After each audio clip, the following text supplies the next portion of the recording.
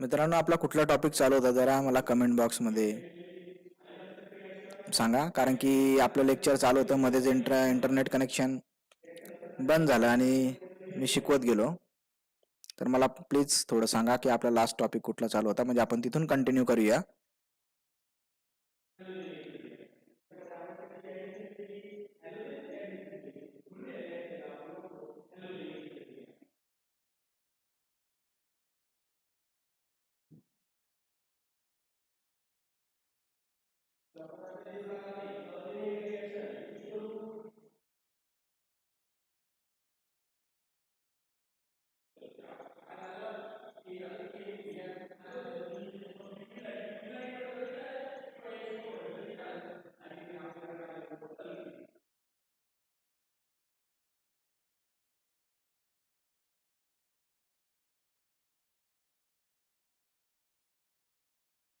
मला टॉपिकचं नाव कळलं तर चालेल. कुठपर्यंत आपण शिकवत आलो होतो?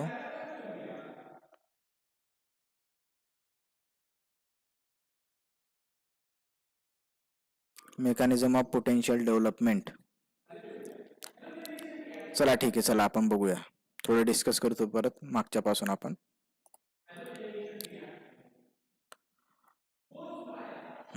तर मित्रांनो, आपण मागच्या वेळेस इंटरनेट कनेक्शन बंद झाल्यामुळे थोडं ते इंटरप्ट झालं आपलं लेक्चर. चला आपण कंटिन्यू करूया, काय हरकत नाही.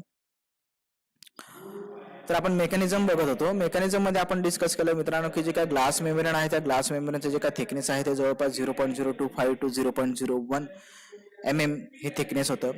आणि त्या जे काय ग्लास मेम्ब्रेन असेल तर ते ग्लास मेम्ब्रेन जवळपास this glass membrane is consist of the material sodium oxide and sodium dioxide which are chemically bound, and this glass membrane which contain the fixed amount of or fixed number of silicate group SiO minus, and this silicate group is associated with the positive counter ion and which is a sodium ion.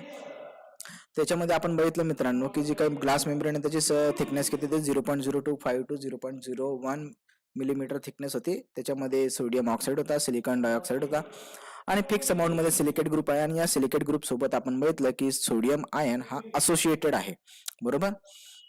आणि त्याचं representation सुद्धा आपण बघितलं, कारण की silicate ग्रुपला आपण इथं काय म्हटलंय, ग्लास म्हटलंय, कारण की तो ग्लासचा एक पार्ट आहे म्हणून आपण त्याला काय सिम्बॉल दिला, GL. आणि हा तो ग्लास कसा आहे, सॉलिड आहे, त्याच्यावर कुठला चार्ज आहे, निगेटिव्ह, आणि त्याच्यासोबत असोसिएटेड कोण आहे, Na+. म्हणजे आता हे काय आहे, सिलिकेट ग्रुप आहे, सोडियम सिलिकेट ग्रुप आहे.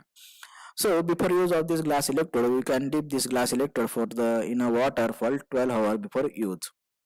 तर आपण त्या ग्लास इलेक्ट्रोडला यूज करण्याच्या अगोदर त्याला ग्लास मेम्ब्रेन इलेक्ट्रोडला किंवा ग्लास इलेक्ट्रोडला आपण वॉटरमध्ये डिप करून ठेवणार.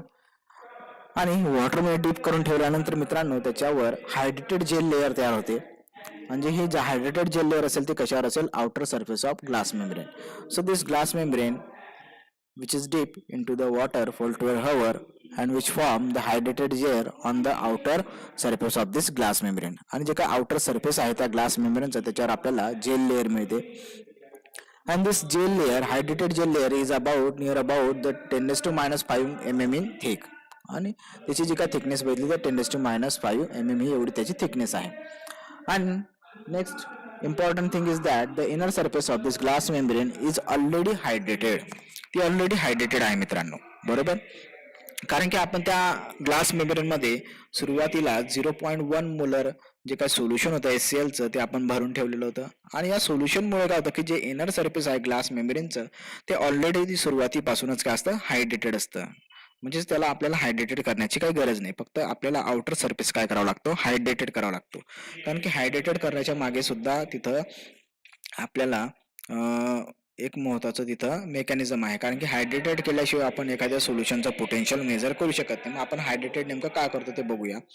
तसं आपण जेव्हा ग्लास इलेक्ट्रोड मित्रांनो एखाद्या बफर सोल्युशनमध्ये किंवा एखाद्या वीक ॲसिडिक सोल्युशनमध्ये किंवा वॉटरमध्ये जेव्हा आपण त्याला डिप करतो तर तिथं आयन एक्सचेंज प्रोसेस होते. Okay, and this ion exchange process is occur in between the surface the sodium ion which is present on the surface of this glass and H plus ion which is present in the solution. तर मित्रांनो ion exchange process कशामध्ये होते की Na+ ion जो त्या glass मेम्ब्रेनवर present आहे तर त्याच्यामध्ये आणि जो काय सोल्युशन आपण ज्या सोल्युशनचं पोटेन्शियल मेजर करणार आहे की त्या सोल्युशनमध्ये जे काय H प्लस आयन आहे तर त्याचं H प्लस आयन आणि त्या सोडियममध्ये काय होणार आहे आयन एक्सचेंज होणार आहे. तर मित्रांनो आपण इथं बघितलं की या मेकॅनिझम मध्ये की हा आता आपला ग्लास मेम्ब्रेन आहे, या ग्लास मेम्ब्रेनवर हा सोडियम आहे, याला जेव्हा आपण बफर सोल्युशन मध्ये किंवा वॉटर मध्ये जेव्हा डीप करणार तर हा सोडियम काय होणार की एक्सचेंज होणार आणि एक्सचेंज होऊन तो कशात जाणार ॲक्वियस सोल्युशन मध्ये जाणार आणि त्या ॲक्वियस सोल्युशन मधला जो काय H प्लस असेल तो एक्सचेंज होऊन कुठे येणार या ग्लास सरफेसवर येणार. मग हे दोघं जे काय सोडियम आणि H प्लस आहे ते एकमेकांसोबत काय करतील एक्सचेंज दाखवतील. म्हणजे सोडियमच्या जागेवर H प्लस येणार आणि सोडियम असेल तो H प्लसच्या जागेवर जाणार. म्हणजे आता इथं हा जो काय सिलिकेट ग्रुप आहे त्या सिलिकेट ग्रुप सोबत आता एक्सचेंज झाल्यानंतर कोण आलं इथं H प्लस आयन हा तिथं एक्सचेंज होऊन आला आणि जो काय सोडियम होता तो एक्सचेंज होऊन कुठं गेला तो सोल्युशन मध्ये चालला गेला. म्हणजे अशा प्रकारचं तिथं काय होणार आहे मेकॅनिझम होणार आहे आणि हे मेकॅनिझम झाल्यानंतर आपल्याला असे तिथं लेअर मिळणार आहे की जिथं त्या ग्लासच्या मेम्ब्रेनवर काय असेल कुठले आयन असतील H प्लस आयन असतील. तर हे जे काय इक्विलिब्रियम असेल तर इक्विलिब्रियमची जी काय ॲफिनिटी असेल किंवा इक्विलिब्रियम कॉन्स्टंटची काय व्हॅल्यू असेल ती हाय असेल कारण की ग्लास मेम्ब्रेनला जास्तीत जास्त ॲफिनिटी कोणाची असते प्रोटॉनची असते. म्हणजे जर आपण त्या ग्लास मेम्ब्रेनला जर एखाद्या H प्लस आयन कंटेनिंग सोल्युशनमध्ये जर आपण त्याला डीप केलं तर मित्रांनो ग्लास काय करेल की जास्तीत जास्त एक्सचेंज दाखवतो कारण की ते ग्लास मेम्ब्रेनला कोणासोबत ॲफिनिटी जास्त आहे प्रोटॉनसोबत. तो सोडियमला काय करेल सोल्युशनमध्ये तो एक्सचेंज करून पाठवून देईल आणि जास्तीत जास्त तो H प्लसला एक्सचेंज करून तो त्या सरफेसवर घेऊन घेईल. Okay, so when this ion exchange process is occur, so there is some potential is developed on this glass electrode and this potential are two types. One is a boundary potential and second is a diffusion potential. मग मित्रांनो हे जे काय ion action process होत असते ही ion action process होत असताना दोन प्रकारचे वेगवेगळे पोटेन्शियल डेव्हलप होत असतात आणि हे पोटेन्शियल आहे बाउंड्री पोटेन्शियल आणि डिफ्युजन पोटेन्शियल. आणि जनरली जर आपण जर बघितलं तर हे परीक्षेला विचारले जातात. बाउंड्री पोटेन्शियल आणि डिफ्युजन पोटेन्शियलवर क्वेश्चन विचारलेला असतो. म्हणून आपण स्टेप बाय स्टेप पुढे बघूया की बाउंड्री पोटेन्शियल नेमका काय असतं आणि डिफ्युजन पोटेन्शियल काय असतं. सो पहिला पॉईंट असेल आपला boundary potential. So this boundary potential is developed at the interface between hydrated gel layer and external buffer solution. तर मित्रांनो आपल्याला माहिती आहे की आपण जो ग्लास इलेक्ट्रोड आहे हा ग्लास इलेक्ट्रोड ऑलरेडी आपण सुरुवातीला यूज करण्याच्या अगोदर हा वॉटरमध्ये आपण काय केलेलं त्याला डीप करून ठेवलेलं आहे because there is a formation of hydrated gel layer. मग हायड्रेटेड जेल लेअर तयार झाल्यानंतर आता आपण काय करायचं की एखाद्या एक्सटर्नल सोल्युशनचं आपल्याला तिथं काय करायचंय पोटेन्शियल मेजर करायचे. पोटेन्शियल म्हणजेच ते आपण कोणाचं पोटेन्शियल मेजर करणार की त्या सोल्युशनमध्ये H प्लस आयनचं कॉन्सन्ट्रेशन किती आहे किंवा pH किती आहे हे डिटर्मिनेशन म्हणजे आपण काय म्हणणार त्याला आपण पोटेन्शियल मेजर करतो त्या सोल्युशनचं. तर मित्रांनो जेव्हा हायड्रेटेड जेल लेअर जी त्या ग्लास इलेक्ट्रोडवर फॉर्म झालेली मग ही ग्लास इलेक्ट्रोडवर ही हायड्रेटेड जेल लेअर तयार झालेली आहे. त्याच्यानंतर आपण काय केलं तर त्याला एक्सटर्नल बफर सोल्युशन किंवा एक्सटर्नल जे काय सोल्युशन असेल त्याच्यामध्ये आपण काय केलं डीप केलं. तर मित्रांनो आपल्याला हायड्रेटेड जेल लेअरमध्ये आता नेमकं काय असेल की तिथे H प्लस असेल. सोडियम काय झाले की एक्सचेंज झाले आणि एक्सचेंज होऊन ते कशात गेले सोल्युशनमध्ये चालले गेले आणि त्या जेल लेअरमध्ये आता काय असेल हायड्रेटेड जेल लेअरमध्ये H प्लस असतील. बरोबर, आपण मेकॅनिझम इथं बघितलं की इथं काय झालं आता की हा जो काय ग्लास इलेक्ट्रोड होता त्याला आपण डीप करून ठेवल्यानंतर आता तिथं काय झालं की सोडियम एक्सचेंज होऊन त्याच्या जागेवर काय आलेलं आहे H प्लस आयन आलेले. बरोबर, म्हणजे आता हे जेल हायड्रेटेड जेल लेअर म्हणजे नेमकं काय असेल तिथं H प्लस आयन असतील. सिलिकेट ग्रुप सोबत असोसिएटेड काय असतील H प्लस आयन असतील. ओके, आणि आपण एक्सटर्नल बफर सोल्युशन मध्ये त्याला काय केलं डीप केलं. Okay, so this depend on the activity of hydrogen ion आणि त्याच्यामध्ये काय होतं की इंटरफेस होतं की इंटरफेसमध्ये काय होतं की दोघांमध्ये काय होतं आयनमध्ये हायड्रोजन आयन मध्ये एक्सचेंज होतं. मग hydrogen ion in the external solution and hydrogen ion on the surface of this hydrated gel layer are exchange with each other. आणि मित्रांनो काय होतं की जे काय हायड्रोजन आयन आहे एक्सटर्नल सोल्युशन मध्ये ज्या सोल्युशनचं आपल्याला पोटेन्शियल मेजर करायचं आहे आणि हायड्रोजन आयन जे असतील हायड्रेटेड लेअर जे काय हायड्रेटेड जेल लेअर आहे त्याच्यामधलं जे काय हायड्रोजन आयन असेल त्याच्यामध्ये काय होणार की एक्सचेंज होणार आणि हे एक्सचेंज झाल्यामुळे तिथं काय होतं पोटेन्शियल डेव्हलप होतं. So when this glass electrode is deep into the buffer solution, the boundary potential is developed.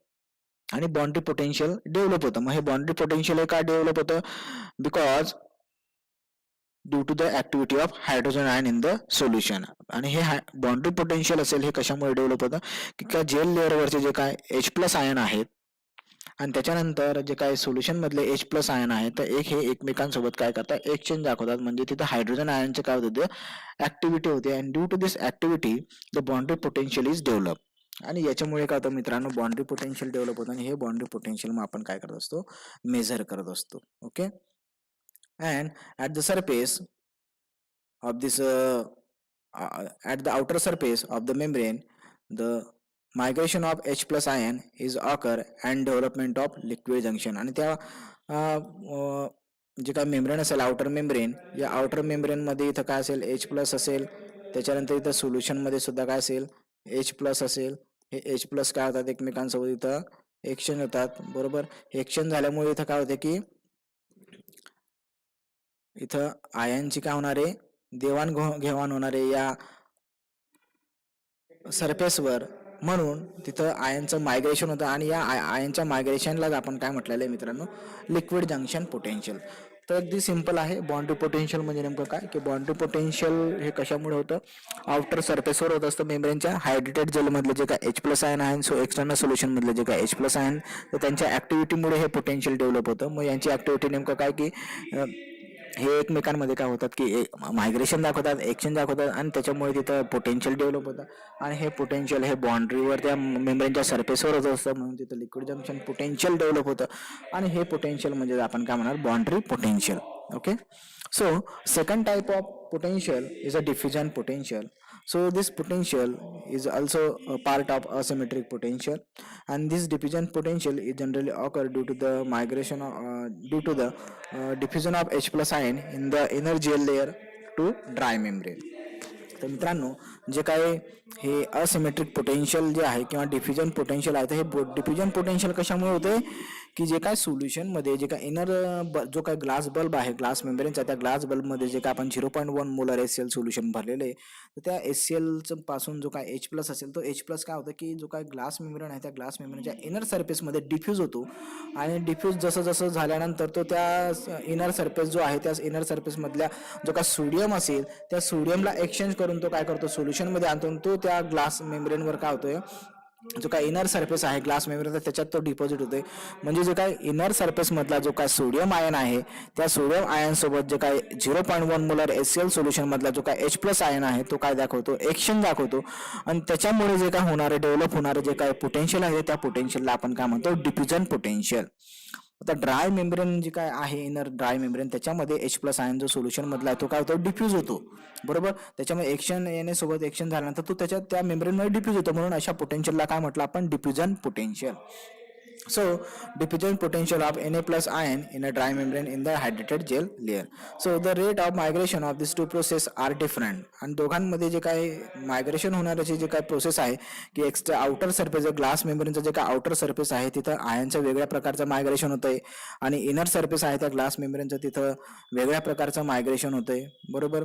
आणि हे जे काय दोघं प्रोसेस आहे मित्रांनो, हे अपोजिट डायरेक्शनने होत आहे. आणि अपोजिट डायरेक्शनने झाल्यामुळे तिथं जे काय पोटेन्शियल डेव्हलप होतं, तर हे सुद्धा हे एकमेकांच्या अपोजिट पोटेन्शियल डेव्हलप होतं. आणि हे पोटेन्शियल जे काय दोघं डेव्हलप झालेले आहेत, ते एकमेकांच्या पोटेन्शियलला काय करतात, नील करतात, कॅन्सल करतात.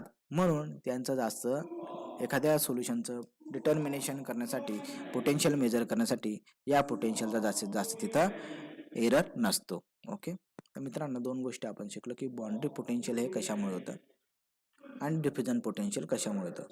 मग सोल्युशनमधले जे काय H प्लस आयन आहे 0.1 मोलरमधले, तर ते डिफ्यूज होऊन काय होतात, की ग्लास मेम्ब्रेन इनर सरफेस जो आहे ग्लास मेम्ब्रेनचा, त्याच्यामध्ये डिफ्यूज होऊन ते सोडियम आयनला एक्सचेंज करून ते सोडियम आयनच्या जागेवर जातात आणि सोडियम हा सोल्युशनमध्ये जातो. आणि अशा प्रकारे जेव्हा आयनचं मायग्रेशन होतं, त्या मायग्रेशनला आपण काय म्हटलेलं आहे, डिफ्युजन पोटेन्शियल. ओके. आणि बाउंड्री पोटेन्शियल आपल्याला माहिती आहे, की जे काही हायड्रेटेड जेल लेअर आहे आउटर सरफेसवरती, त्याच्यावरचे H प्लस आणि सोल्युशन जे काय बफर सोल्युशन आहे, त्याच्यामधले H प्लस, या दोघांचं काय होतं, तिथं एक्सचेंज होतं. त्याच्यामुळे डेव्हलप होणारं जे काय पोटेन्शियल आहे, त्याला म्हटलं आपण boundary potential. Okay. So next we will see the different types of error. So there are mainly two types of error are when the measurement of pen एखाद्या सोल्युशनचा जे आपण पोटेन्शियल, जनरली दोन प्रकारचे एरर बघायला मिळतात मित्रांनो. मग एरर नेमका काय असतं, की जो का आपला थेरॉटिकल रिस्पॉन्स असेल, त्या थेरॉटिकल रिस्पॉन्समध्ये बरोबर, की काही तिथं अशा गोष्टी झालेल्या असेल की त्याच्यामुळे जो थेरॉटिकल आपल्याला जो रिस्पॉन्स हवा तसा मिळत नाही आणि आपल्याला चुकीच्या अशा आपल्याला रिडिंग मिळतात, तर त्या प्रकारला आपण काय म्हणतो, एरर म्हणत असतो. तर मित्रांनो, जो जनरली जे काही एरर आहेत हे दोन प्रकार आपण alkaline error. Okay. When the solution of pH is greater than 9, sorry, when okay बरोबर, एखादं सोल्युशन मित्रांनो आणि हे सोल्युशन जे आपण घेतलेलं आहे तर त्याचा जो काय पीएच असेल, हा पीएच हा 9 पीएच पेक्षा कसा असेल, जास्त असेल. So in such condition the some glass electrode or some glass membrane does not respond to the change in hydrogen ion concentration. They are also response to the concentration of alkali metal ion. मित्रांनो, आपल्याला generally माहिती आहे की जो आपण glass electrode आपण use करतो, तर हा ग्लास इलेक्ट्रोड कशासाठी यूज करतो आपण, H+ आयनचं कॉन्सन्ट्रेशन मेजर करण्यासाठी. मग H+ आयनचं म्हणजे आपण नेमकं H+ आयन कॉन्सन्ट्रेशन मेजर करतो म्हणजे नेमकं काय मेजर करत असतो, हायड्रोजन आयनचं कॉन्सन्ट्रेशन आपण ते मेजर करत असतो, बरोबर. मग आपण जनरली हा glass membrane electrode hydrogen ion concentration measure करण्यासाठी जेव्हा आपण यूज करतो आणि सोल्युशनचा जर पीएच जर हा 9 पेक्षा जर जास्त असेल, तर हा ग्लास इलेक्ट्रोड फक्त हायड्रोजन आयन कॉन्सन्ट्रेशन चेंज होतं तर त्याला जर रिस्पॉन्स देत नाही, तर तिथं जर सोल्युशनमध्ये अल्कली मेटल जर असेल तर त्या अल्कली मेटलचं सुद्धा कॉन्सन्ट्रेशन जर कमी जास्त होत असेल तर त्याला सुद्धा रिस्पॉन्स द्यायला लागतो.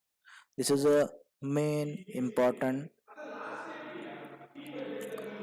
अल्कलाइन एरर, की आपल्याला एक्सपेक्टेशन काय आहे की आपण फक्त हायड्रोजन आयन कॉन्सन्ट्रेशन कमी आहे किंवा जास्त आहे हे आपल्याला मोजायचं आहे. पण जेव्हा पीएच हा 9च्या वर चालला जातो तर जो ग्लास इलेक्ट्रोड आहे तर तो हायड्रोजन आयन कॉन्सन्ट्रेशन तर कमी जास्त तर मेजर करतोच, पण अजून तो कोणाला रिस्पॉन्स देतो की अल्कली मेटल आयनचं कॉन्सन्ट्रेशन कमी जास्त झालं तर त्यांचं सुद्धा तो कॉन्सन्ट्रेशन किंवा त्याचं सुद्धा पोटेन्शियल काय करतोय, डिटरमाइन करतोय. Okay. So in the solution of pH is greater than 9, the hydrogen ion activity becomes smaller, and other ions like sodium and potassium are compete for the potential determination. आणि मित्रांनो, आपल्याला एक गोष्ट माहिती आहे की पीएच आता हा कसा आहे, 9 पेक्षा जास्त आहे. मग 9 पेक्षा जास्त असेल म्हणजे हा जो पीएच असेल तो बेसिक पीएच असेल, आणि अशा पीएच ला जर आपण हायड्रोजन आयनचं कॉन्सन्ट्रेशन जर बघितलं एक्सटर्नल सोल्युशन मध्ये, तर ते कसं असेल, कमीत कमी असेल, म्हणजे हायड्रोजनची ऍक्टिव्हिटी कशी असेल, कमीत कमी असेल. मग अशा वेळेस हा ग्लास इलेक्ट्रोड काय करतो की हायड्रोजन आयनचे कॉन्सन्ट्रेशन तिथं कमी असल्यामुळे, तिथं हायड्रोजन आयनची ऍक्टिव्हिटी कमी असल्यामुळे तो त्याचं कॉन्सन्ट्रेशन डिटर्मिनेशन करत असताना तो जो काय त्याचा रिस्पॉन्स जो काय रेकॉर्ड करतो, तर हा रिस्पॉन्स त्या हायड्रोजन आयनचा रेकॉर्ड करण्याच्या ऐवजी जे काय देईल तर त्या दुसऱ्या अदर आयनचा सुद्धा हा रिस्पॉन्स रेकॉर्ड करायला लागतो, त्यांचं सुद्धा कॉन्सन्ट्रेशन मेजर करायला लागतो. मग हे दुसरे आयन कुठले आहेत, सोडियम आयन आणि पोटॅशियम आयन. म्हणजे जसा जसा पीएच हा वाढत जाणार आहे तसं तसं काय होत जाणार आहे, H+ आयनचं कॉन्सन्ट्रेशन डिक्रीज होत जाणार, आणि तसं तसं सोडियम आणि पोटॅशियम आयनचं कॉन्सन्ट्रेशन इन्क्रीज होत जाणार. आणि जसं जसं सोडियम आणि पोटॅशियमचं आयनचं कॉन्सन्ट्रेशन इन्क्रीज होत जाणार, तर ग्लास मेम्ब्रेन इलेक्ट्रोड किंवा ग्लास इलेक्ट्रोड हा मेजर करण्याच्या ऐवजी जे काय सोडियम आणि पोटॅशियम आयन आहे तर त्यांचं कॉन्सन्ट्रेशन डिटरमाइन करायला लागेल, म्हणजे त्यांचं पोटेन्शियल हा डिटरमाइन करायला लागेल. तर अशा वेळेस मित्रांनो, if this sodium ion exchange is occur, and then potential of this electrode is depend on the ratio of sodium ion in an external solution and sodium ion in a gel solution. तर मित्रांनो, मग आपल्याला जे काय potential मिळेल हे completely potential हे कोणाचं असेल, सोडियमचं असेल किंवा पोटॅशियमचं असेल. आणि अशा वेळेस जो काही इलेक्ट्रोड असेल तर तो H+ आयन एक्सचेंज दाखवणार नाही, तो काय दाखवेल, तो सोडियम आयनचं एक्सचेंज दाखवेल. मग हे सोडियम आयनचं एक्सचेंज हे कुठं कुठं होणार, की आपल्याला माहिती आहे की ग्लास मेम्ब्रेन मध्ये सोडियम तर आहे, म्हणजे हा सोडियम आयन इन एक्सटर्नल म्हटलंय, बरोबर. तर हा एक्सटर्नल सोल्युशन मधला सोडियम आहे, कारण की त्या एक्सटर्नल म्हणजे H+ काय असेल, कमी असेल, आणि Na+ जास्त असेल. आणि आपल्याला माहिती आहे की ऑलरेडी जी काही जेल लेअर आहे आपली ग्लास मेम्ब्रेनवरची त्याच्यामध्ये सोडियम आहेच, बरोबर. तर या दोघांमध्ये काय व्हायला लागेल, इथं एक्सचेंज व्हायला लागेल, आणि हे एक्सचेंज झालं म्हणजे जे पोटेन्शियल डेव्हलप होईल हे ग्लास इलेक्ट्रोडचं जे असेल सोडियम आयनमुळे असेल, H+ आयनमुळे नसेल, बरोबर. And therefore in other words we say that this electrode is become sodium ion electrode. आणि जर तोच ग्लास इलेक्ट्रोड हा H+ आयन कॉन्सन्ट्रेशन मेजर करण्याच्या ऐवजी जर तो सोडियम आयनचं कॉन्सन्ट्रेशन मेजर करायला लागेल तर अशा ग्लास इलेक्ट्रोडला मग आपण जनरली काय म्हणणार, सोडियम आयन इलेक्ट्रोड. कारण की तो कोणाचं पोटेन्शियल मेजर करतो सोडियम आयनचं, म्हणून आपण काय म्हणणार त्याला sodium ion electrode instead of pH electrode, कारण की तो H+ आयन कॉन्सन्ट्रेशन मेजर करत नाही. तर पुन्हा नवीन सांगतो मित्रांनो की जर सोल्युशनचा पीएच जर हा 9 पेक्षा जर जास्त असेल तर जो काही ग्लास मेम्ब्रेन असेल, हे ग्लास मेम्ब्रेन हायड्रोजन आयनला रिस्पॉन्स करता करता अजून तो कोणाला रिस्पॉन्स करेल, अल्कली मेटल आयनचं कॉन्सन्ट्रेशन असेल तर त्याचा सुद्धा हा रिस्पॉन्स रेकॉर्ड करेल. मग हा त्याच्या अल्कली मेटल आयनचा रिस्पॉन्स का रेकॉर्ड करतो, कारण की आपण सोल्युशन जर बघितलं तर सोल्युशनचा पीएच जर जास्त असेल तर त्याच्यामध्ये H+ आयनचं कॉन्सन्ट्रेशन कमी असतं, आणि त्याचाच अर्थ H+ आयनचं कॉन्सन्ट्रेशन जर कमी असेल तर त्याच्यामध्ये अदर जे अल्कली मेटल आयन आहेत, म्हणजे सोडियम आहे किंवा पोटॅशियम आहे, तर यांचं कॉन्सन्ट्रेशन इन्क्रीज होणार. पीएच जेवढं जास्तीत जास्त तेवढं त्या अल्कली मेटलचं कॉन्सन्ट्रेशन जास्त. मग आपल्याला माहिती आहे की त्या ग्लास मेम्ब्रेनमध्ये सोडियम आहे जेल लेअरमध्ये आणि पोटॅशियम पण आहे. मग अशामुळे काय होतं की जो काही जेल लेअरमधला जो काही पोटॅशियम आहे तर तो एक्सटर्नल सोल्युशनमध्ये जे काही पोटॅशियम आहे त्याच्यासोबत एक्सचेंज व्हायला लागतो, आणि H+ आयन कॉन्सन्ट्रेशन मेजर करण्याच्या ऐवजी तो सोडियम आयनचं कॉन्सन्ट्रेशन मेजर करायला लागतो. मग जर तो सोडियम आयनचं तशा इलेक्ट्रोडला आपण पीएच इलेक्ट्रोड न म्हणता आपण काय कुठला इलेक्ट्रोड म्हणणार, sodium ion electrode. Okay, so friends, this error, and due to this pH of solution, high pH of solution, the error is occurred due to this alkali metal, and therefore we call this alkaline error. आणि म्हणून आपण अशा एररला काय म्हणतो, alkali error म्हणतो. Okay, so friends, sodium ion which causes the largest error and most of the solution which contain the sodium ion, आणि sodium ion जो असेल तर तो सर्वात जास्तीत जास्त अल्कली एरर तो प्रोड्यूस करत असतो, कारण की मोस्ट ऑफ द सोल्युशन मध्ये काय प्रेझेंट असतो, सोडियम आयन प्रेझेंट असतो. So this alkaline error are also shown by some other cations, and these cation are sodium ion, Na+, lithium plus, potassium plus, barium 2 ion generally shows this alkaline error. Of this alkaline error, the alkaline error is mostly shown by this sodium ion, then this show lithium ion, then low activity or of this barium ion. Sodium ion मुळे असेल, त्याच्यापेक्षा कमी lithium आयनचे असेल, त्याच्यापेक्षा कमी sodium आयनचे असेल, आणि सर्वात कमी ही अल्कलाइन एरर हा कोण दाखवत असेल, बेरियम आयन दाखवत असेल. Okay, so error and affinity of this Na+ ion can be reduced by the lithium glass electrode. मग मित्रांनो, अशा कंडिशनला की आपलं असं सोल्युशन आहे की ज्याचा पीएच कसा असेल, जास्तीत जास्त असेल. मग अशा जास्तीत जास्त पीएचला जर आपण ग्लास इलेक्ट्रोड जर आपण यूज केला तर हा ग्लास इलेक्ट्रोड यूज करताना आपण लक्षात ठेवा की ग्लास इलेक्ट्रोड काय करणार आहे, जास्तीत जास्त पीएचला H+ आयनचं कॉन्सन्ट्रेशन मेजर करण्याच्या ऐवजी काय करणार, Na+चं कॉन्सन्ट्रेशन मेजर करेल. मग आपल्याला हे जर अवॉइड करायचं असेल तर आपल्याला त्या ग्लास इलेक्ट्रोडचं आणि जो काय एक्सटर्नल सोल्युशन मधला जो काय Na+ आहे, ग्लास मेम्ब्रेनवरचा Na+ आहे, तर याची अफिनिटी कमी करावं लागेल. मग मित्रांनो, आपल्याला सोल्युशन मध्ये Na+चा आयनचं कॉन्सन्ट्रेशन तर कमी करता येणार नाही, कारण की तो मेन कंपोजिशन आहे, बरोबर. आपलं जे एक्सटर्नल सोल्युशन असेल त्याच्यामधलं Na+ कमी, आपल्याला त्याचं आयनचं कॉन्सन्ट्रेशन आपल्याला तिथं कमी करता येणार नाही. पण आपलं जे काय कंपोजिशन आहे ग्लास मेम्ब्रेनचं ते आपल्याला चेंज करता येणार. So due to decreasing this affinity of this Na+ ion, so we will use this lithium glass electrode. मग आपण करणार. Okay, so in this type of this electrode the Na2O composition is replaced with the Li2O.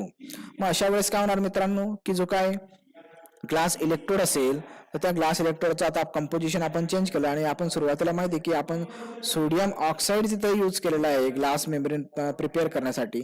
तर हा glass मेम्ब्रेनचा जो sodium oxide असेल त्यालाच आपण काय केलं, रिप्लेस केला, आणि त्याच्या ऐवजी आपण काय घेतलं, Li2O म्हणजे लिथियम ऑक्साईड. ओके, आणि हे कंपोजिशन जर आपण चेंज केलं तर आपल्याला मित्रांनो माहिती की अल्कलाइन एरर काय होणार, तिथं रिड्यूस होणार आहे, कारण की तिथं आता सोडियम आहे का ग्लास मेम्ब्रेनवर, तो कसा असेल, कमीत कमी असेल, फार कमी प्रमाणात असेल, आणि त्या सोडियमच्या जागेवर आता काय आहे, लिथियम आहे. म्हणजे जरी आपण तो लिथियम ऑक्साईडच्या कंपोजिशनने बनलेला जर आपण जो ग्लास इलेक्ट्रोड जर यूज केला तर त्या ग्लास इलेक्ट्रोड मध्ये जर Na+ नसेल, सोडियम नसेल, तर ते सोल्युशनच्या Na+ सोबत ते एक्सचेंज होणार नाही. म्हणजे अशा वेळेस अशा टाईपचा इलेक्ट्रोड जो असेल तर त्याच्यामध्ये अल्कलाईन एरर होणार नाही. अल्कलाईन एरर ही रिड्यूस होऊन जाणार आणि जवळपास हा लिथियम ग्लास इलेक्ट्रोड जो असेल तो आपल्याला कम्प्लीट पीएच रेंज पर्यंत यूज करता येतो. म्हणजे 0 पासून तर 14 पर्यंत आपल्याला याची रेंज पूर्णपणे आपल्याला हा इलेक्ट्रोड यूज करता येणार. आपल्याला सोडियम ऑक्साईड असलेला जो काही ग्लास इलेक्ट्रोड असेल तो आपल्याला हायर पीएच ला यूज करता येत नाही, पण लिथियम ग्लास इलेक्ट्रोड जो असेल तो आपल्याला हाय पीएच ला सुद्धा यूज करता येतो.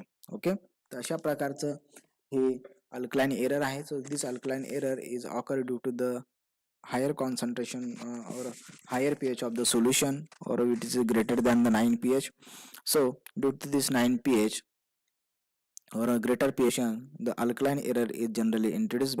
Is response not only the hydrogen ion concentration, but it also responds to the concentration of alkali metal ion. And for the higher pH, the H plus ion concentration will be smaller and ion concentration will be higher. So this glass electrode which responds to the Na plus ion, or it will be exchange, shows the exchange reaction in between the sodium ion present on the glass membrane and the sodium ion which is present in the external solution. And when this exchange reaction is occurs, so potential is developed. This potential is totally depend on the concentration of sodium ion, and this electrode is become not a glass electrode but it become a sodium ion electrode, because it measure the potential of the sodium ion.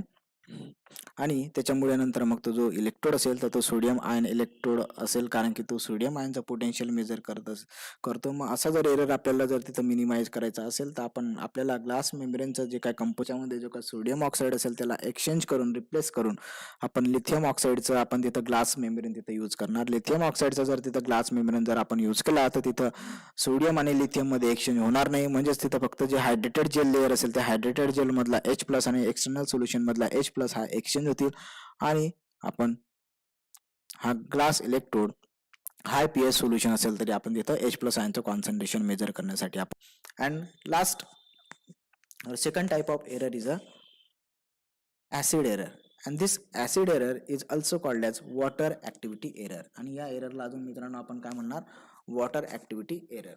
मग हा water activity जो काय error असेल तो नेमकं कशामुळे तो बघू. So the potential of this membrane is depend on the activity of water. Okay, which it is in contact. जर मित्रांनो आपण जे काय ग्लास मेम्ब्रेन आहे तो ग्लास मेम्ब्रेन आपण कंटिन्युअसली आपण वॉटरमध्ये त्याला डीप करून ठेवत असतो. आता आपण एक्सपेरिमेंट केला की एक्सपेरिमेंट परफॉर्म केल्यानंतर सुद्धा आपण जो काय ग्लास इलेक्ट्रोड असेल तर हा जे काय डायल्यूट एसिलचं सोल्युशन असेल तर त्याच्यामध्ये आपण त्याला कंटिन्युअसली डीप करून ठेवतो मित्रांनो, कारण की त्याच्यावरती हायड्रेटेड जे लेअर असेल तर ती तिथं युनिफॉर्मली तिथं फॉर्म झालेलीच पाहिजे. तिला जर त्या ग्लास इलेक्ट्रोडला जर आपण बाहेर ठेवून दिलं असंच त्याच्यात वॉटरमध्ये जर डीप करून ठेवलं नाही तर त्याच्यावरची जी काही हायड्रेटेड जेल लेअर असेल तर ती तिथं ड्राय होते, त्याचं मेम्ब्रेन ड्राय होतं आणि हे ड्राय मेम्ब्रेन झालं म्हणजे तो जो इलेक्ट्रोड असेल तर तो आपल्याला व्यवस्थितपणे पोटेन्शियल मेजर करून दाखवत नाही, व्यवस्थितपणे तो पीएच आपल्याला एखाद्या सोल्युशनचं दाखवत नसतो. म्हणून आपण त्याला कंटिन्युअसली आपलं जे काही एक्सपेरिमेंट परफॉर्म झालं की आपण त्याला डायल्यूट ऍसिडच्या सोल्युशनमध्ये आपण त्याला डीप करून ठेवतो, कारण की तिथं त्याच्यावरची हायड्रेटेड लेअर असेल ती ॲज इट इज तिथं फॉर्मच झालेली पाहिजे, ती युनिफॉर्म पाहिजे. मग आपण त्याला कुठल्या तरी एखाद्या वॉटरच्या या सोल्युशनमध्ये आपण त्याला डीप करून ठेवतो. मग त्या पोटेन्शियल जी काय मेम्ब्रेन असेल त्या मेम्ब्रेनचं जे पोटेन्शियल असेल तर त्या वॉटरवर पण डिपेंड असतं, कारण की त्या वॉटरमुळे तिथं काय असते, हायड्रेटेड जेल लेअर तयार होते आणि ह्या हायड्रेटेड जेल लेअरमुळे त्यात जे काय मेम्ब्रेन असेल तर ते आपल्याला ऍक्टिव्हिटी दाखवत असतं. Okay, so this activity is totally depend on this water. So this activity also is called as a water activity error. So activity of this water is unity. So we got the near about the theoretical response. जर वॉटरची जी काय activity असेल तर ती unity असेल, आपल्याला हवी असेल तशी असेल, तर आपल्याला जे काय थिअरॉटिकल रिस्पॉन्स आहे म्हणजे आपण इलेक्ट्रोड डीप केल्यानंतर सोल्युशनचा जर पीएच जर हा 4 असेल आणि त्या इन्स्ट्रुमेंटने पण आपल्याला जर तिथं पीएच 4 दाखवला म्हणजे याला काय म्हणणार आपण, थिअरॉटिकल रिस्पॉन्स. तर तो जसा रिस्पॉन्स असेल तो आपल्याला तसा मिळणार. पण जर आता जे काय वॉटर आहे किंवा त्या वॉटरमध्ये जर ऍसिडिक सोल्युशन जास्त आहे, म्हणजे आता सोल्युशन हे कसं आहे वॉटरचं ऍसिडिक आहे, In highly acidic solution, this water activity is not become a unity and it is always greater than the 1. आणि ती युनिटी नाही आहे आणि ती एकापेक्षा कशी आहे ती जास्त आहे.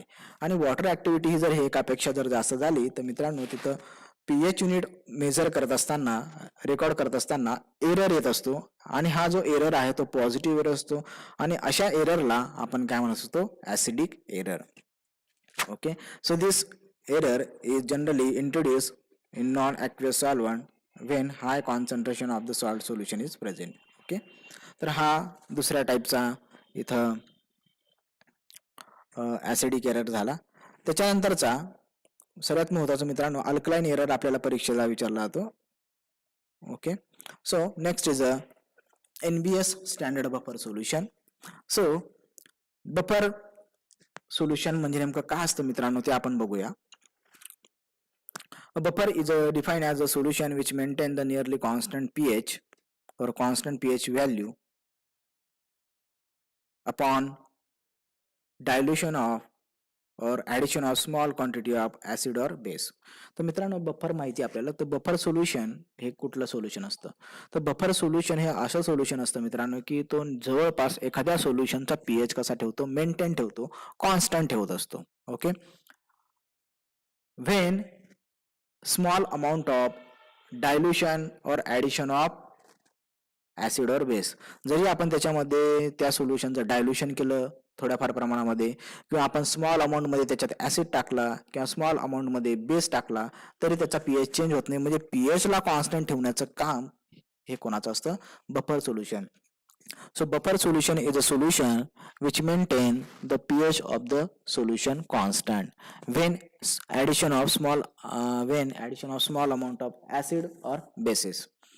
ओके, तिथपर्यंत मित्रांनो तुम्हाला कळलं असेल की बफर सोल्युशन म्हणजे काय, की एखादं सोल्युशन आहे, त्या सोल्युशन मध्ये आपण बफर सोल्युशन टाकलं तर तो बफर सोल्युशन काय करतो, त्या सोल्युशनचा पीएच कॉन्स्टंट होतो. जरी आपण त्याच्यामध्ये थोड्या प्रमाणात ऍसिड टाकला किंवा बेस टाकला तरी त्याचा पीएच कसा असेल, कॉन्स्टंट असेल. म्हणजे त्या सोल्युशनचा पीएच कॉन्स्टंट ठेवण्याचं जे काय काम असेल तर तशा सोल्युशनला आपण काय म्हणणार, बफर सोल्युशन.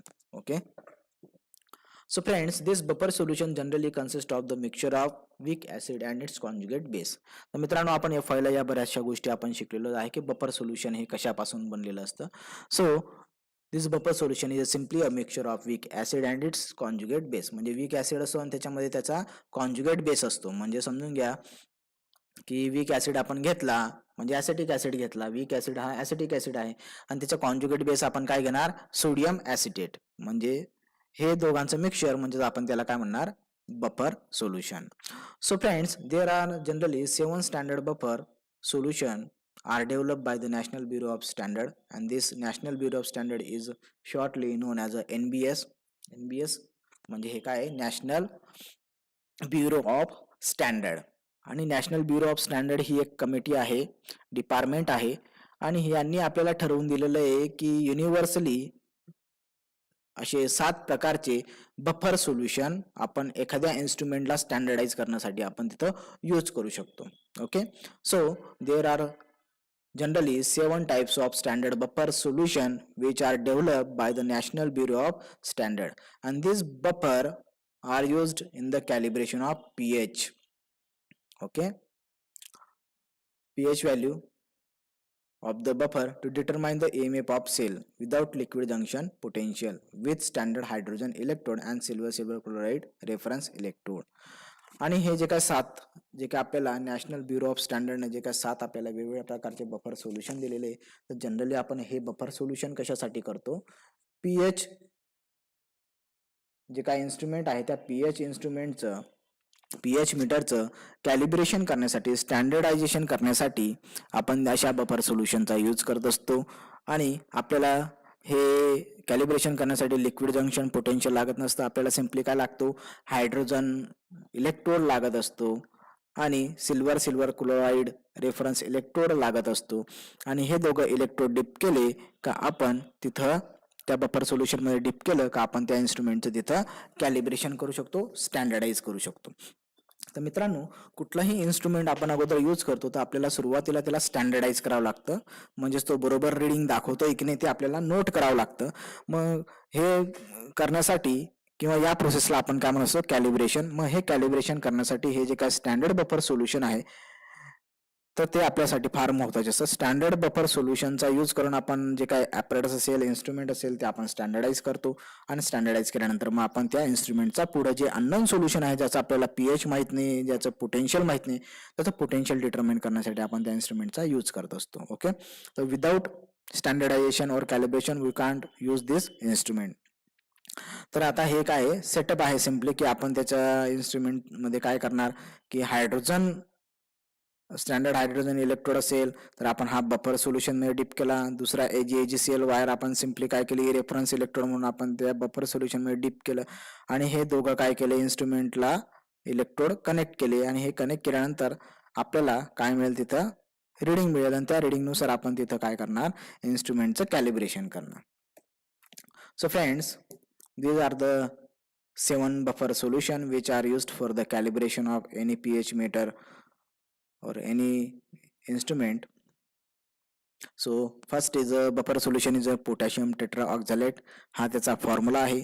त्याचं 0.05 मोलरचं आपण कॉन्सन्ट्रेशनचं आपण पोटॅशियम टेट्राऑक्झॅलेटचं जर सोल्युशन घेतलं तर त्याचा जवळपास जो पीएच असेल 25 डिग्रीला तो किती असेल 1.679. बरोबर. मग आपल्याला जर एखादा इन्स्ट्रुमेंट जर स्टँडर्डाइज करायचं असेल तर आपण काय करणार, की हे पोटॅशियम टेट्राऑक्झॅलेटचं 0.05 मोलरचं आपण सोल्युशन घेणार आणि याच्यामध्ये इलेक्ट्रोड डिप करणार आहे. इलेक्ट्रोड डिप केल्यानंतर जर तिथं ते इन्स्ट्रुमेंट बरोबर हा ॲक्युरेट पीएच दाखवते की नाही 1.679, जर इन्स्ट्रुमेंट जर 1.679 जर तिथं पीएच दाखवत असेल पीएच मीटर, तर समजायचं की ते इन्स्ट्रुमेंट जे आहे पीएच मीटर ते स्टँडर्डाइज आहे. ते आता पुढे आपण एक्सपेरिमेंटसाठी त्याचा आपण यूज करू शकतो.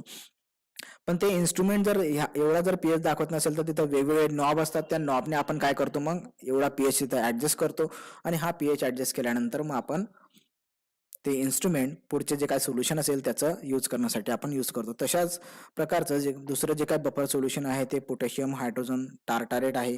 हा त्याचा फॉर्म्युला आहे. त्याच्यानंतर त्याचं 0.0341 मोलर एवढं सोल्युशन घेतलं, त्याचा पीएच किती असेल constant 3.557 at 25 degree Celsius. So most of the pH meter are standardized by using this buffer solution potassium hydrogen thalate. सर्वात महत्त्वाचं आणि जे काही जनरली मोस्ट ऑफ द जे काही लॅब आहेत त्या लॅबमध्ये आपण पीएच मीटरला स्टँडर्डाइज करण्यासाठी जे आपण सोल्युशन बफर सोल्युशन यूज करतो ते आहे मित्रांनो पोटॅशियम हायड्रोजन थॅलेट. त्याला आपण KHP पण म्हणत असतो. दिस पोटॅशियम हायड्रोजन थॅलेटचा हा फॉर्म्युला आहे. So there 0.05 molar solution which shows the pH is 4.008. 0.05 मोलरचं आपण सोल्युशन घेतलं त्याचा पीएच किती असेल, हा 4 pH असेल. त्याच्यानंतर दुसरा आहे buffer solution potassium dihydrogen phosphate plus disodium hydrogen phosphate. हा त्याचा फॉर्म्युला. त्याच्यामध्ये हे दोन वेगवेगळे बफर सोल्युशनचं हे मिक्सचर आहे. 0.025 आणि हे याचं पण मोलॅरिटी किती आहे 0.025. या दोघांचे आपण कॉन्सन्ट्रेशन असलेलं हे सोल्युशन मिक्स केल्यानंतर त्याचा पीएच बघितला तर त्याचा पीएच का असेल 6.865 पीएच असेल. त्याच्यानंतर दुसरं आपण बफर सोल्युशन बघितलं. पुढचं बफर सोल्युशन आहे पोटॅशियम डायहायड्रोजन फॉस्फेट आणि प्लस डायसोडियम हायड्रोजन फॉस्फेट. हे सोल्युशन पुन्हा आपण हे घेतले आणि याचं आता जे काय कॉन्सन्ट्रेशन आहे मोलॅरिटी आहे त्या दोघांची थोडी आपण डिफरंट घेतलेली आहे. इथं सेम घेतली ती सुरुवातीला तेच मिक्सचर आहे, फक्त इथं मोलॅरिटी कशी दोघांची डिफरंट आहे. हे आपण जास्त मोलॅरिटीमध्ये घेतलेलं आहे, हे जास्त मोलॅरिटीत घेतलेलं आहे आपण आणि वरचं कमी मोलॅरिटी घेतलेलं आहे. तर त्याचा आपण पीएच जर बघितला त्याचा पीएच किती असेल 7.413. Okay, next is a buffer solution is a borax. So their formula of this borax is like that. Their molarity is 0.01. So if the borax solution have the molarity 0.01, so their pH is a 9.180. And last buffer solution is calcium hydroxide. Calcium हायड्रॉक्साईडचा हा formula आहे. त्याच्यानंतर 0.0203 मोलरचं जर आपण त्याचं solution घेतलं तर त्याचा जवळपास पीएच किती असतो 12.454. तर अशा प्रकारचे हे 7 जे काय बफर सोल्युशन आहे तर ते आपल्याला NBSने डेव्हलप करून दिलेले आहेत. बरोबर. आणि याचा यूज आपण कशासाठी करतो, या सर्व सोल्युशनचा जे काय पीएच मीटर आहे त्या पीएच मीटरचं स्टँडर्डाइज करण्यासाठी कॅलिब्रेशन करण्यासाठी आपण या सोल्युशनचा यूज करणार. ओके.